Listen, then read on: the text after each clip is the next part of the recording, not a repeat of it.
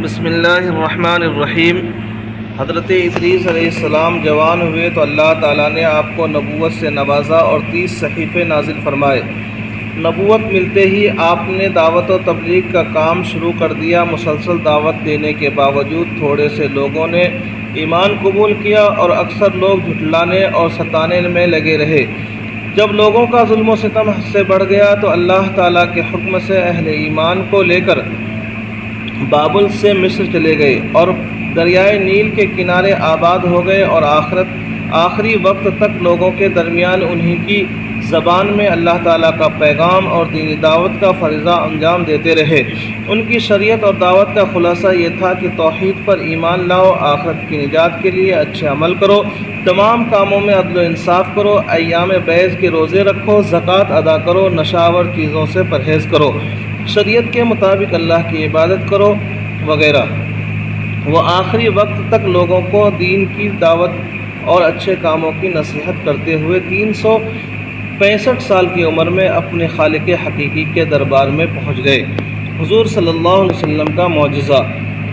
ابو جہل پر خوف۔ ایک مرتبہ ابو جہل نے لات و عزیٰ کی قسم کھائی کہ اگر میں نے محمد صلی اللہ علیہ وسلم کو زمین پر ناک رگڑتے یعنی سجدہ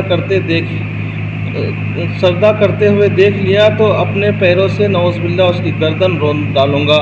اتفاق ایسا ہوا کہ ایک روز آپ صلی اللہ علیہ وسلم نماز پڑھ رہے تھے کہ ابو جہل اپنا ارادہ پورا کرنے کی غرض سے آگے بڑھا، پھر اچانک الٹے پاؤں واپس آ گیا جیسے ہاتھوں سے کوئی چیز روک رہا ہو۔ لوگوں نے اس سے ماجرا پوچھا تو اس نے کہا کہ میں نے اپنے اور محمد صلی اللہ علیہ وسلم کے درمیان دہتی آگ کی خندق دیکھی اور بڑا خوفناک منظر اور پر دیکھے۔ آپ صلی اللہ علیہ وسلم نے فرمایا کہ اگر ابو جہل میرے قریب آ جاتا تو فرشتے اس کے ٹکڑے کر کے لے جاتے۔ ایک فرض کے بارے میں، پردہ کرنا فرض ہے۔ قرآن میں اللہ تعالیٰ فرماتا ہے، اور تو تم اپنے گھروں میں ٹھہری رہا کرو اور دور جاہلیت کی طرف بے پردہ مت پھرو۔ فائدہ تمام مسلمان عورتوں کے لیے ضروری ہے کہ جب کسی سخت ضرورت کے تحت گھر سے نکلو اچھی طرح پردے کا خیال رکھتے ہوئے باہر جائے، کیونکہ پردہ کرنا تمام عورتوں پر فرض ہے۔ ایک سنت کے بارے میں، نماز کے بعد یہ دعا پڑھیں۔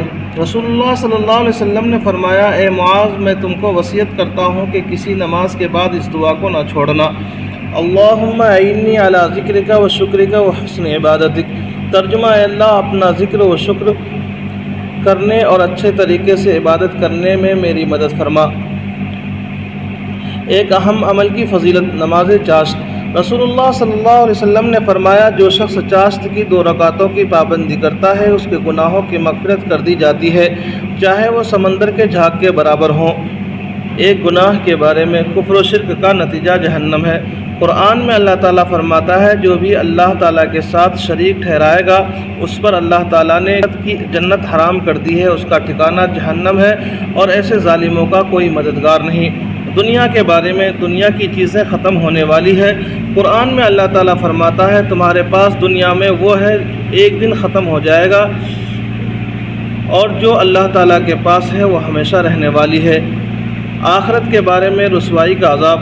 رسول اللہ صلی اللہ علیہ وسلم نے فرمایا، قیامت کے دن بندے کو ایسے شرمندگی لاحق ہوگی کہ وہ پکار اٹھے گا، یا رب آپ مجھے جہنم میں بھیج دیں، یہ میرے لیے اس ذلت و رسوائی سے زیادہ آسان ہے جو مجھے اب پہنچ رہی ہے، حالانکہ اس کو معلوم ہوگا کہ دوزخ میں کتنا سخت عذاب ہے۔ طب نبوی سے علاج، عرق النساء کا علاج۔ حضرت انس بن مالک رضی اللہ عنہ فرماتے ہیں کہ میں نے رسول اللہ صلی اللہ علیہ وسلم کو فرماتے ہوئے سنا کہ عرق النساء کا علاج، عربی بکری یعنی دمبے کی چکتی سے جسے پگھلایا جائے، پھر اس کے 3 حصے کیے جائیں اور روزانہ ایک حصہ نہار منہ پیا جائے۔ فائدہ، دمبے کے دم پر گول ابھری ہوئی چربی کے حصے کو چکتی کہتے ہیں۔